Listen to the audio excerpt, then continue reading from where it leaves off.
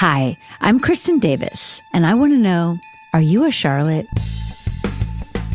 Hello, everyone. Welcome to Are You a Charlotte? Today, we are discussing the finale of season 1, which I can't even believe that we're finally here to the finale of season 1. It's crazy. It's been such a ride already. So this is episode 112.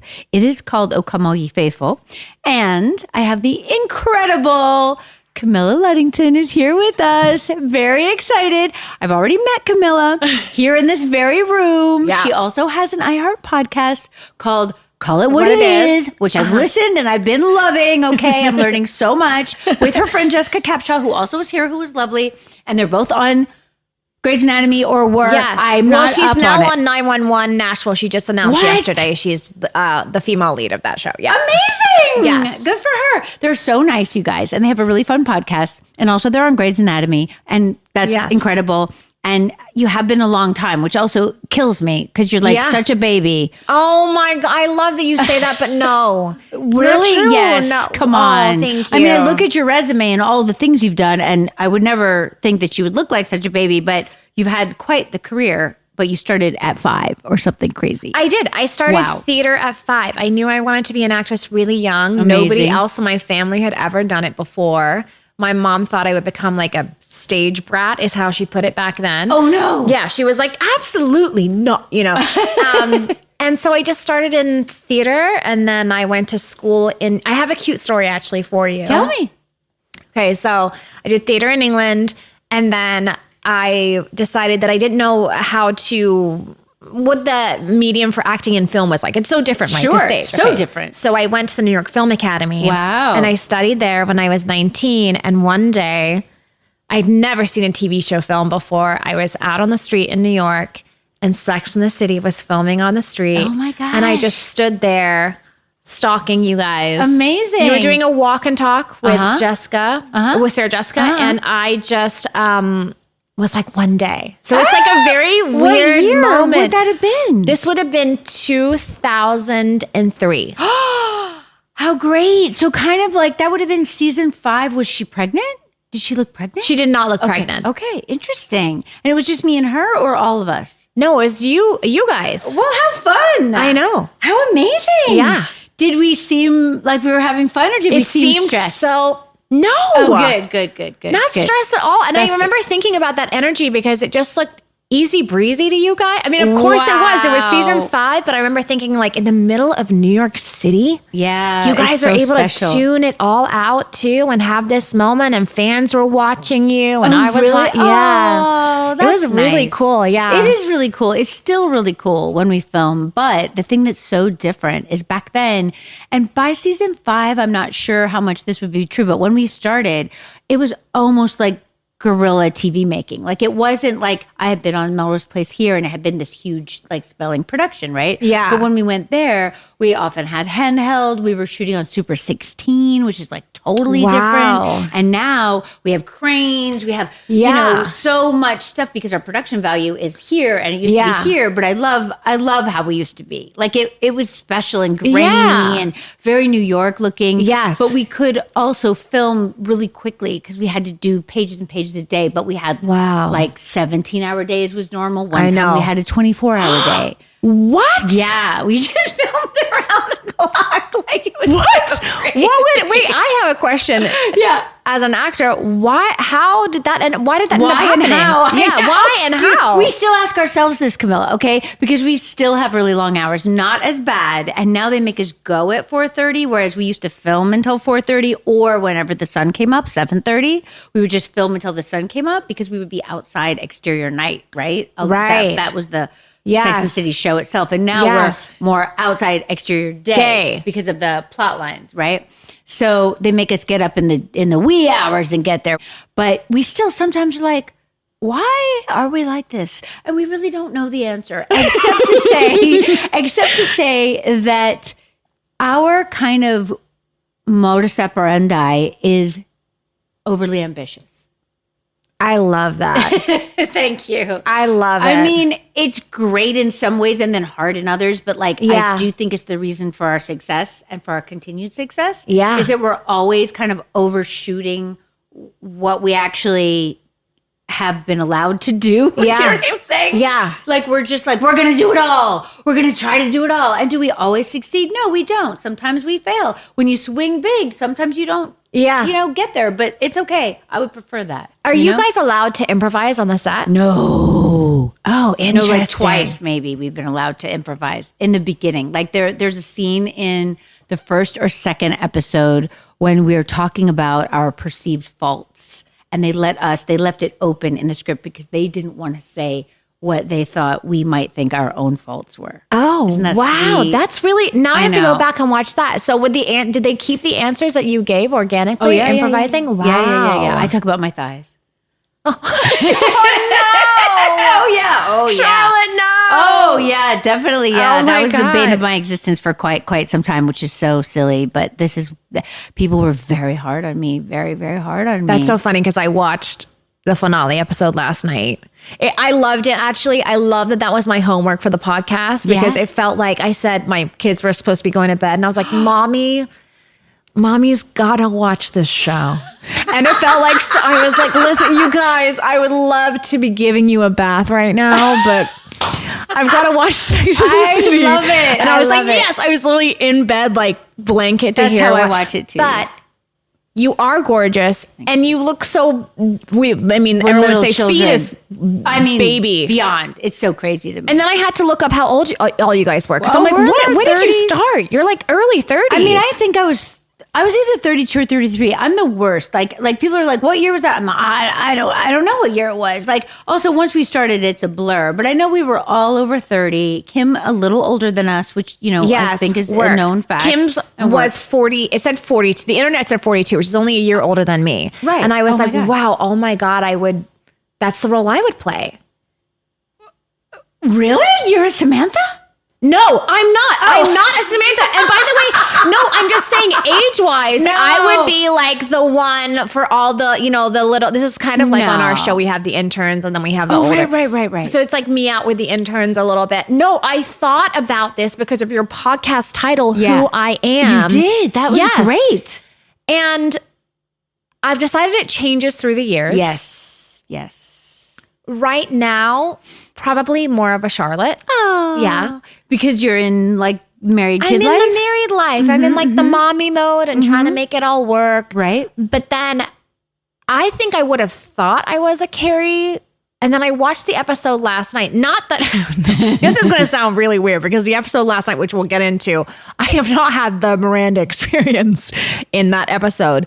But Neither have I. No. But I did think like maybe I was a Miranda. Ooh, are Yeah. you? Well, because your podcast is called "Call It What It Is," which is She's kind of a blunt. Miranda kind of a thing. She's really blunt. Yeah. She's about her career, and I think that and the dating sort of like is in there, but not necessarily the focus for her. That's true. Yeah, absolutely. And so I think like before I was a Charlotte, I probably was more Miranda. Love it. I love it. I love Miranda so much, and I think.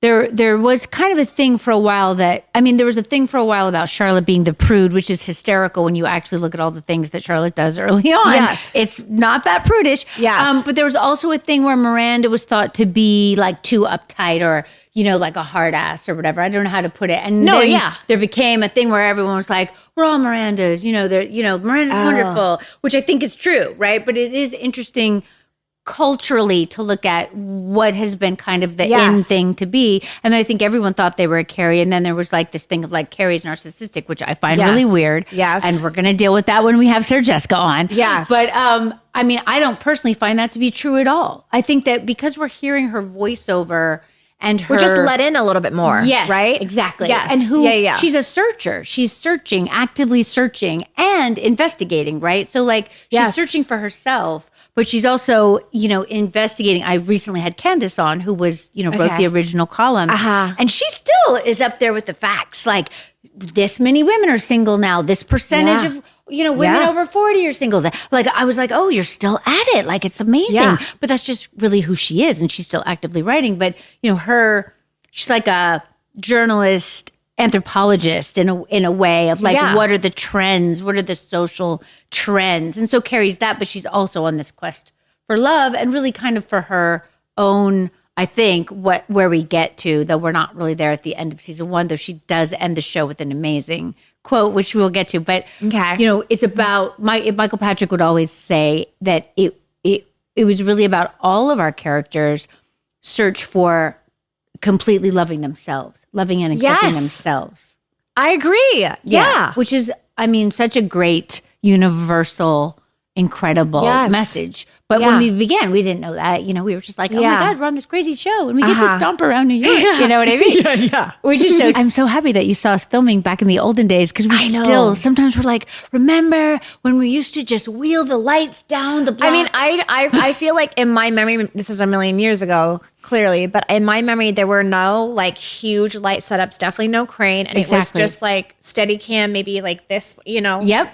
Exactly. It was very simple, but like, it was Sex in the City. It worked. And I was in New York City wanting to be an actress. It was like a moment. Amazing. Yeah. Amazing. So you were on Californication with Evan Handler, who plays Harry, my husband, who I love very much. But can I just tell you, I couldn't watch that show because I tried once and I literally had nightmares about it. So there are parts. Listen, it's definitely polarizing. It's not everyone's cup of tea. Well, also because it was Evan, and then I know David, so it was like totally different characters. I was like, this is not good for my mental health. I can't watch it. But you were on it with Evan. I was on it with Evan, and when I got the role, I knew that I was going to be sort of clearly naked, so naked, like ass out, boobs out, naked with somebody. And it's so funny because I think about this now on Grey's Anatomy, I'm like, can I have a onesie if I do a sex scene? I'm like, zip up to my neck. Back then I was like, this is great, whatever. Really? Like not stressed about it. Not stressed about it. I really wasn't. Wow. No, I mean, it was fleeting, clearly. Like that moment's gone. But amazing that you had it. Yes. Amazing that I had it. And Evan, they said, you're going to be with Evan. And I remember thinking, Charlotte's husband. Aww. And I was like so comforted by like, oh, I know Evan. I didn't know Evan at all. Right. And he is pretty different. He is different, but I have to say that, you never know in our industry what you're going to get, especially when you're in a position on a show like that. Yeah. And it's it's the things we had to do were insane. We had to like crawl naked and hide to get, not just sex scenes, but like just crazy shit because that's what the show is. And he was such an amazing co-star. He was such a gentleman. Oh, good. He's a gentleman. Yeah. And it's like we would shoot a sex scene and then we would go back within our little and sit there and he'd be like, so my wife and kids. And that's and it made me feel so comfortable. Definitely. Yeah. So I'm so grateful on a show like that. He's he's a mensch. Yeah. He is. I love him. And that's we have a lover in common. Wow. We have a lover in common, you guys. And I have to say, to Evan's credit, there aren't that many stories about Evan because he is just very solid. You know what I mean? Yeah. There's not going to be a lot of God. Yes, thank God. Still to this day, we still have to occasionally do a wacky sex scene. We did have a wacky sex scene last season where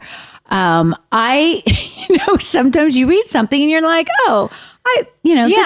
this is fine. Yeah. The sheets will be honest, whatever. Yeah. We get to work and there's some ideas from the director and there's a platform built where Evan has to basically be in a yoga pose over me on a platform. Oh my God, that's amazing. Just, like looking at him. Wait, can I ask what pose it was? It was like down dog. Okay. I'm not going to say more. Okay. I'm not going to say more. Okay. I don't want to get in trouble again. Okay. No. This is great. This is great. But it was funny. And God love Evan. You know what I'm saying? Yeah. Very calm, very caretaking. Yeah. That was Everyone my experience was, too. Obviously. Yeah. I did take some funny pictures because I had to lay there while they were kind of building the platform so that I could be underneath the platform. So I did take some funny pictures, but I think I forgot to post them. I was like, I could post this just to show people like the super romantic vibe, that happens when people are always like, did you get turned on? You're like, no. Anyway, opposite. Fun to talk about sex scenes with another actor. I love it. Okay, let's talk about the episode. Now, let me ask you. So you did you watch like at the time that it was airing, or what's your relationship? Oh, I would have absolutely watched at the time it was airing. Got it. Okay. From the beginning. The show from the beginning? Yeah. Oh my God. Okay, Are you crazy? I don't know. Okay. I mean, yes, I was alive in that time, which means I was watching the show every week as the whole world was. I guess so. I mean, I know it doesn't feel like that because you're part of it, and maybe it like feels like you're in the bubble, which I can feel like with Grey's Anatomy. Right. But yes, I was. Cool. Yes. Okay. Well, also because HBO, especially first season, was kind of new to having original programming, and it was like for us, it felt like a slow build. Yeah. But I do think that people who were either in New York or LA and were in the business, definitely. Like I remember I went to see the premiere of Out of Sight because Clooney was in it. Jennifer Lopez was in it. It's a great movie. If you haven't seen it, great movie. Okay. And I believe Soderbergh directed it. It's really good. And I knew Clooney a little bit because I'd guest starred on ER, which was an amazing situation to be around their first season and watch them and how they operated. And they do 36 takes. It was like so cool. What? Yeah, 36. Remember those one long takes through the hospital? Yes. They do 36 of those. Wow. And everyone would just cross in and like cross the walk out. and talk through Yes. that. Okay, and got people, it. Yeah. you'd have to wait on the side and like come in. And I mean, it I've was done so a handful, cool. but I Right. mean, they're 4 takes. We got to move on. Totally. No, it was special and weird and amazing. You know what I'm saying? Like it was definitely, they were shooting high also. Like it was a different situation. So anyway, it was fun to be around. And I was there and I was like, oh yeah, I want to see this movie. And George comes running up to me and he says, congratulations. And I said, for what? Like I had no idea what he was talking about. He was like, the show's amazing. I was like, George Clooney's watching our show. Like amazing. Wait, I was surprised. Can I ask you then when you felt like you realized the impact the show was making? Like what season was that? Quite a while. I would say probably third season. Really? Yeah. I think for us, because partly you're in the bubble, right? And we filmed the whole first season without anything airing, which is really common now with streaming. Yes. But back then, Right. not so much, right? Right, Like if you were right. on a network show, you want it to be on and get the Sure, ratings yes. and look at the demographics Yes. and shift things or Yeah, change yeah. things or whatever. Ours, we shot the whole thing. Nothing had aired. No one knew what we were doing. Like costume was having a hard time getting clothes because people thought that we were real sex, which was this weird show. Trisha Fields was your Pat Field, Yeah. Pat Field, but she didn't do the pilot. She came on the first season with Molly, who's still doing our costumes. It's so 90s. I know, which but 90s is now. back I in, know, so it's like you're like- hysterical. I know. It's really funny to me though. 'Cause anyway, side note, I wouldn't go back there, but that's okay. Second season, I feel like we were just like, thank God we got picked up. You know what I'm saying? Like, thank God we did okay. Like, because we expected to be kind of a niche little cult following or whatever, right? Oh, wow. No, I know. Then third season, we shot a lot of episodes. Every year would be different amount of episodes because again, it was HBO. They could do whatever they wanted. And in the middle of third season, we got nominated for an Emmy, which we never, ever, ever thought would happen ever. Might have been towards the end of the season. I remember it was, I don't know when they come out, but like the Emmys were in September or whatever. And like my phone rang really early and I was so mad. Like I'm trying to sleep people because we would work all night. Right? I was like, who is calling me? It was my mom calling me to tell me we got nominated for an Emmy. And I was like, like it was like the world stopped. You know what I mean? It was like, what? Like it was unheard of. Like no cable show had ever won an Emmy, which we eventually did. Wow. But I mean, it was shocking because this was the same time The Sopranos was coming up. And, it was like, we were part of a wave, which was you were exciting, pioneering it. which was great. But It's amazing. We certainly we weren't really aware or even aiming for that. You know what I'm saying? Yeah, of course. You're just in it, trying to do the best you can do. You know? Yeah. Yeah. And then it was like, wow, people are watching. It's amazing. Anyway, it was great. It was great. And so weird to think of it being so long ago. It's strange. It's like another lifetime in a way, but then also not. Like all the feelings come back, except sometimes when I'm watching it, I'm like, I do not remember that. I had that myself, like from our show. Yeah, right? yeah. I'm like, you've been on there like 9 years. 13. 13, what? Oh my God, that's amazing. And so rare in our business. Super rare. Right? I mean, like Grey's is a unicorn. It's like, it's a machine amazing. that just, it runs itself. It's really special. Yeah, it's really special. Did you ever think in your own mind, and then I will get to the show, but I'm just curious, like when you were starting, which obviously you were a kid, but when you moved here, did you ever think like, I want to be on a show and be on it for 13 years? Like, did that ever enter your mind? No, I just wanted to pay my rent. Yeah. I was waitressing for Definitely. so long that I yeah. just wanted to be like the dream changed over time, right? You just want to work. Right. and then you want to be able to quit your second job and work. Yeah. And then it's like, it's slowly, I tell you what happened for Grey's. We hit Netflix somewhere around like, I forget which season. And then it just got crazy. I feel like the show just took on a new second life. Wow, interesting. And so that's when I thought like, oh, we don't have a few seasons left because we're almost in our 10th, 11th season. Right. This could go for a while. And now, here we are about to shoot 22. Unbelievable. I know. Yeah. That is so amazing. I remember when Grey's came out and it was like, what is this? This is interesting. It's a medical show, but it's also kind of a relationship show. Yeah. And there were those high heels. And I was like, what's that? Yeah. That's super interesting. It's an amalgam of things. Yeah. But it's been so great because there's been so many strong female characters. Oh, yeah. It's incredible. Oh, yeah. And also, like, I'm just so impressed, I have to say, by our guest cast every single week. We just you guys have amazing incredible people. people on every week that keep me on my toes And as an actor. written. It's well written. I think that's why, right? Because sometimes guest stars are not interestingly written. No offense to anyone, but you know what I'm saying? You guys are amazing. Give a lot of guest stars a lot of heart so that you're so invested by them in them by like 20 minutes in. You're like, now I really care about this person and their family and their medical condition. And so, it's really special. I get a lot of anxiety watching medical shows. Well, I have a lot of medical anxiety. Me too. I don't know how you handle it. I actually talked to my therapist about this week because I was like, it's probably in a way the worst show I could have gotten on because I know everything that you could possibly get. Oh no. Every disaster. Oh no. But God bless Zoloft. I talk about this all the time.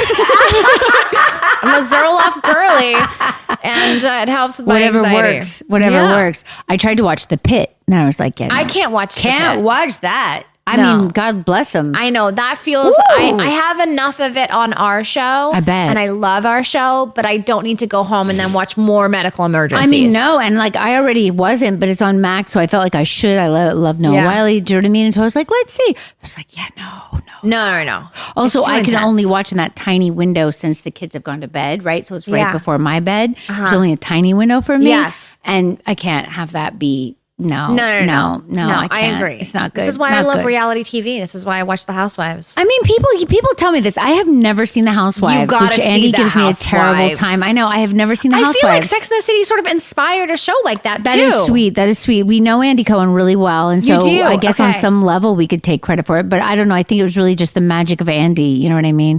Like Andy's super smart. I don't know. There's a little like of that. Like, is there? Yes, because I've never seen it. Because a lot of these housewives end up single, and so then you're watching their dating lives and their fashion interesting. and all the things. I never thought about that. That's interesting.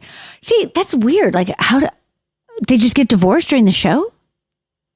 I mean, they're following people for like sometimes, like so many things people happen. And they're exposing their lives, and life is tough, right? And so you see people like some people get married and engaged, and then they're divorced, and yes. Wow, but I do think the Sex and the City has its hands in there. Let's ask Andy. You gotta ask Andy. Next time we see him. Back. Yeah. We ran into Andy. We were in a restaurant filming one of our many. They're the thing that I like, and then we're gonna rewatch. We're gonna get to the rewatch. We're gonna get to the rewatch. When I'm watching back, one of the things that I love to see is that we have these kind of go-to moments. I'm sure you probably feel this on Grace too, where like we kind of do it over and over again through the years. And I love to see it. One is Carrie and Miranda walking, talking, because those are always really deep conversations if it's Carrie and Miranda. Like they are very much, I wasn't aware of this back then, and I really wasn't aware of it till I started rewatching. It's a very interesting relationship that they have, unlike the rest of us. Oh, interesting. Because Miranda kind of calls Carrie on her stuff. Yeah. And she also is a little bit, pessimistic. Yes. Rough or whatever. So Carrie will be like, maybe, no. And she'll be like, maybe, blah, blah, blah, blah. Like just cut it right out from under her. Yeah. Do you know what I mean? Which is really interesting. And I feel like she's the only one. I mean, Samantha in some ways, well, she just has her general, you kind of know what her take is going to be. Her take is going to be like, do what you want, honey, in that way. But like Miranda really, Carrie kind of, gives her biggest worries or her deepest thoughts or whatever. And Miranda's like, rah, rah, rah, rah. It's super interesting. But they also really love each other, obviously. And the other one is that we do have this thing. We did it early on, maybe the first episode after the pilot, where we meet up at the end of the episode somewhere like at a restaurant or at a movie theater. It was at the movie theater first season. And we all hug and then we go in. And this is something we've done over the years, like at the end of the first movie is for Samantha's birthday. That ended up being the poster of the film. It was not supposed to be the poster of the film, but we're walking in the meatpacking district. And it was the wee hours, like possibly 4 a.m. And it had rained. And then also we went down the street, how they do, in film to make it look beautiful. And there's a puddle and Sarah Jessica's wearing her Dior, warrior shoes. They have a better name. Gladiators. Oh, her gladiator shoes. Thank you very much. Yes. Yeah. And there's cobblestone. And I had to hold Sarah's elbow because I'm wearing like a vintage pair of, I want to say Marc Jacobs, Miu Miu, something, but it had a decent heel because Sarah was, falling in the cobblestones and it was wet. We had to jump over this puddle. So I'm holding Sarah Jessica's elbow to jump over the puddle. I wake up the next morning, could not walk. Could not get out of bed.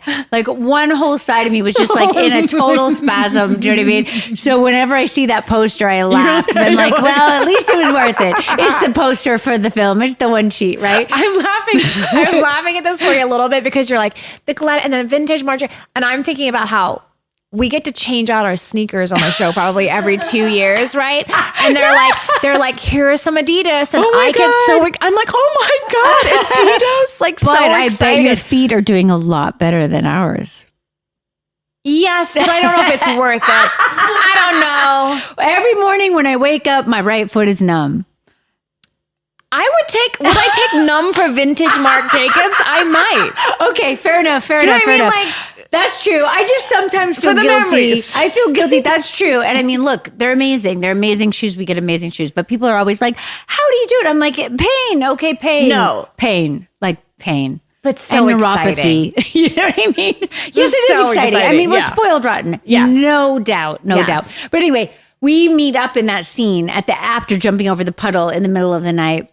We meet up and they pull away with the crane and, we're together celebrating and we just did it again. And then just like that. And Andy and John Benjamin Hickey, who's in this episode, happened to be walking by with pizza. No. I'm not making this up. In the village. And we were like, guys! And they came in and the paparazzi were there and took pictures. And we were like, why don't they be in the scene? They're like, we got to go home and eat the pizza. They're over us now. They're so over us. You know what I mean? Okay. But Hickey's so good. Okay. This is we love John Benjamin Hickey, who plays the Catholic guy who Miranda dates. Is that who? That's John Benjamin Hickey. Wait, and he's married to Andy Cohen? No. No. Andy's single, right? Andy's single. He's gonna laugh so hard when he hears this. I don't know, but Andy is you not said that married. they were walking together. Yeah, and they're I was good like, friends. he's very married. close friends. They're not married. Okay. Very close friends. You are adorable. Very close friends. Andy's not married. So he is also a single parent of 2. Yes. Yes. So we always have a good bonding experience. Okay, we have so much to say about the finale of the first season that we're going to make this into another episode of podcasting. Okay, come back on Wednesday.